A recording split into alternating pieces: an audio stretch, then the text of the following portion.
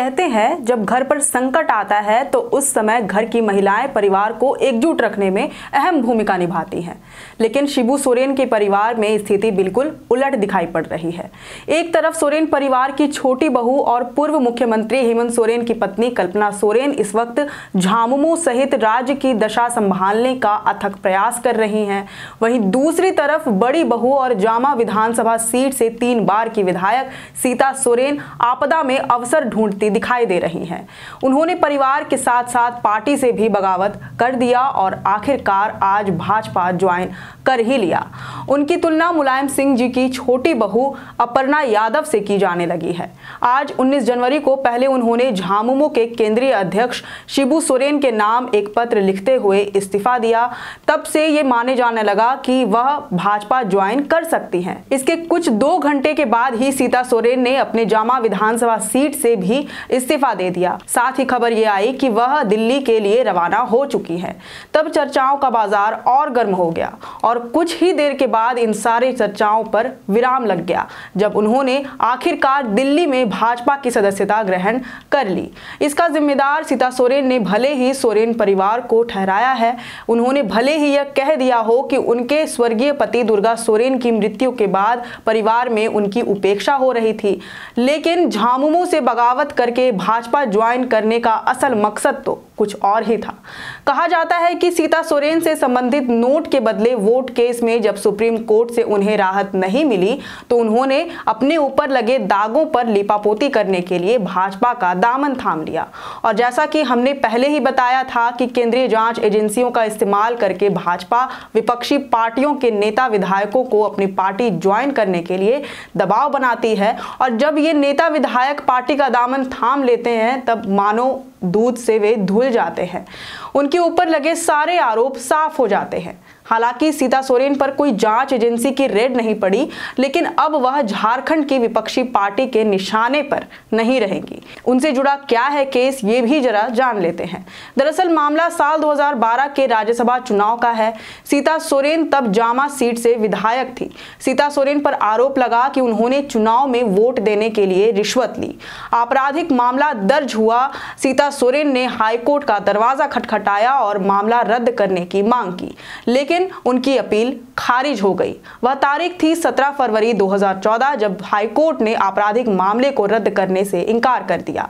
High court के इस आदेश के खिलाफ सीता सोरेन ने सुप्रीम कोर्ट में गुहार लगाई और 1998 के फैसले का हवाला देते हुए कहा कि जिस तरह उनके ससुर शिबू सोरेन को कानूनी कार्रवाई से छूट मिली थी, देश का संवैधानिक प्रावधान उन्हें भी सदन में हासिल विशेषाधिकार के तहत मुकदमेबाजी से छूट देता है। पिछले साल 20 सितंबर को सुप्रीम कोर्ट ने मुकदमेबाजी से छूट वाले 1998 के फैसले पर फिर से विचार करने की बात की।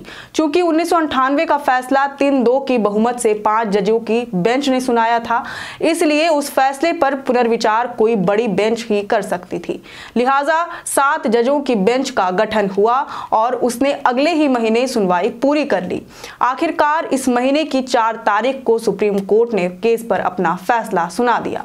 कोर्ट ने अपने ऐतिहासिक फैसले में न सिर्फ सीता सोरेन के तर्कों को गलत माना, बल्कि 1998 के 5 जजों के फैसले को भी पलट कर रख दिया और साफ तौर पर कहा कि विधायक या सांसद रिश्वत लेन देन के मामले में मुकदमे से नहीं बच सकते। जनवरी के महीने में हेमंत सोरेन की गिरफ्तारी के समय मुख्यमंत्री पद के लिए जब कल्पना सोरेन के नाम की चर्चा तेज हुई, तब सीता सोरेन ने साफ लफ्जों में कह दिया था कि उन्हें कल्पना सोरेन का मुख्यमंत्री बनना कतई मंजूर नहीं होगा। उस दौरान भी इनडायरेक्टली उन्होंने पार्टी से इस्तीफा देने की धमकी दी थी। हालांकि कल्पना सोरेन के नाम पर सहमति नहीं बन सकी और झामुमो के वरिष्ठ नेता चंपई सोरेन को राज्य की कमान सौंपी गई। लेकिन हेमंत सोरेन की तरह चंपई सोरेन की कैबिनेट में भी सीता सोरेन को जगह नहीं दी गई, जबकि मंत्री पद के लिए उनके नाम की चर्चा काफी तेज थी। कहा यह भी जा रहा था कि जिन मुख्य दावेदारों को मंत्री पद नहीं दिया जा सका, उन्हें किसी आयोग का अध्यक्ष बना दिया जाएगा। हालांकि अब तक किसी आयोग का गठन नहीं हुआ और न ही अध्यक्ष बनाए गए। सीता सोरेन इन बातों से भी नाराज बताई जा रही थी। कई नेता विधायक भी नाराज चल रहे थे, लेकिन बात कब की खत्म हो चुकी है। सीता सोरेन ही अब तक नाराज क्यों चल रही हैं, ये भी एक सवाल है। दूसरा ये कि जब इस वक्त सोरेन परिवार पर मुसीबत आन पड़ी है, बुढ़ापे के कारण कारण गुरुजी राजनीति में एक्टिव नहीं हो पा रहे हैं। हेमंत सोरेन जेल में है, छोटे भाई बसंत सोरेन की राजनीतिक सूझबूझ खासा विकसित नहीं हुई है, तब सीता सोरेन आपदा में अवसर ढूंढ रही हैं। इसी समय आप देखेंगे कि कल्पना सोरेन का राजनीति में कद बढ़ा है, वह पॉलिटिकली काफी एक्टिव हो गई है, जनसभाएं कर रही हैं, उनके भाषण काफी दमदार दिखाई पड़ते हैं, सोशल मीडिया पर उनके भाषण काफी वायरल भी हो रहे हैं। वह झारखंड की जनता के बीच काफी कम समय में आसानी से स्वीकार कर ली गई हैं। शायद अपनी देवरानी की इन्हीं बातों से सीता सोरेन को जलन हो रही है, लेकिन इन सब के बावजूद बड़ा कारण उनके ऊपर लगे आरोपों से राहत न मिल पाना ही बताया जा रहा है। सीता सोरेन के इस बगावती तेवर के बाद आनंद बख्शी द्वारा फिल्म अमर प्रेम के लिए लिखी गई गीत की कुछ पंक्तियां याद आ रही हैं। दुश्मन जो ठेस लगाए तो मीत जिया बहलाए, मनमीत जो घाव लगाए उसे कौन मिटाए। वैसे आप सीता सोरेन के इस बगावती तेवर पर क्या कहना चाहेंगे, ये हमें कमेंट करके जरूर बताएं। और अगर आपको ये वीडियो पसंद आया हो तो इसे जरूर से लाइक और शेयर करें। हमारे चैनल लोकतंत्र 19 को फेसबुक पर फॉलो और यूट्यूब पर सब्सक्राइब करना ना भूलें।